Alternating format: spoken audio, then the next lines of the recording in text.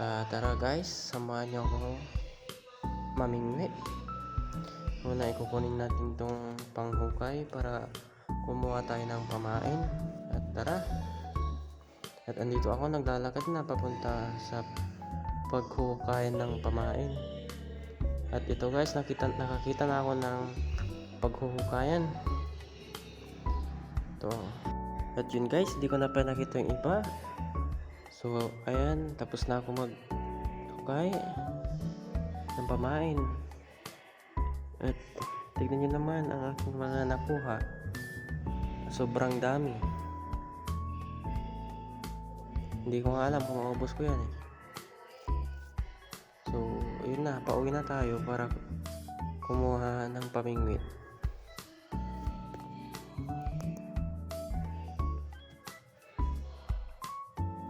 Guys, malapit na tayo sa bahay para kunin yung pamingwit.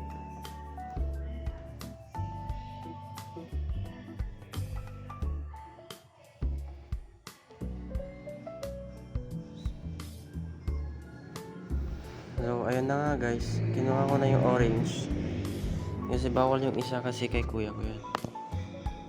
Tara na, pupunta na tayo kung saan tayo mamimingwit. Tingnan nyo naman oh, ang init ng paligid. Kahit mainit yan, may kakain pa rin dyan. So, hintayin nyo na lang guys.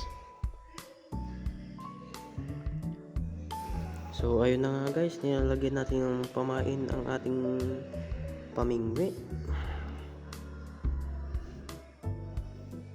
At yun na guys, tapos na. At ngayon dyan, pupunta na ako sa ating spot. Hindi ko masasabi kung mga anong oras kakain yung mga isda dyan.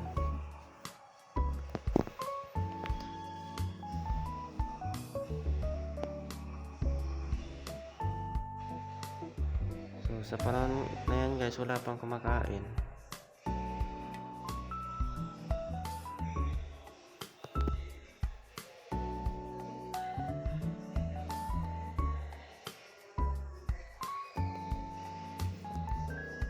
So ayan guys, wala pang kumakain.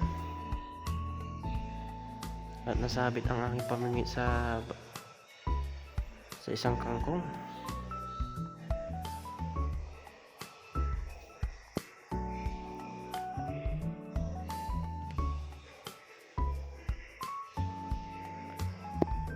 At hindi ko inaasahan na may dumating na bata dyan guys.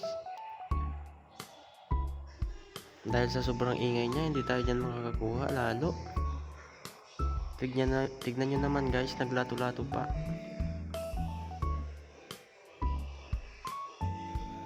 Hindi talaga ako makakuha yan guys.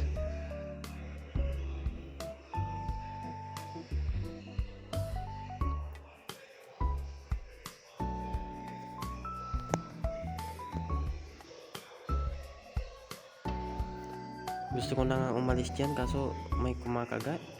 Hintay ko kung mahuli ko ba o hindi.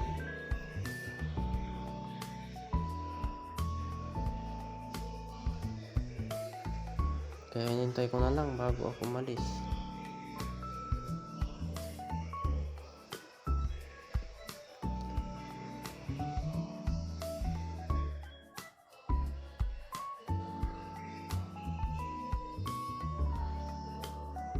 Muntik na nga yan batuhin ng malaking bato yung spot natin.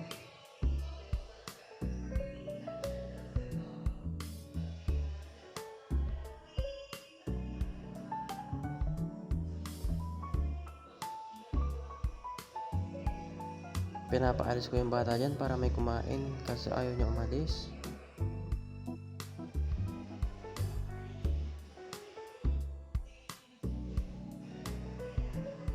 Yun na nga, parang napagtanto ko at umalis na ako kasi walang kumakain. At yun na, umuwi na ako sa bahay at tinago ko na yung aking pamingwi. Ito na yung aking mga nakuha oh. Sa wakas meron din nakuha kahit sobrang ingay ng bata. Nagabihan na nga tayo dyan guys. So hanggang doon lang, bye bye.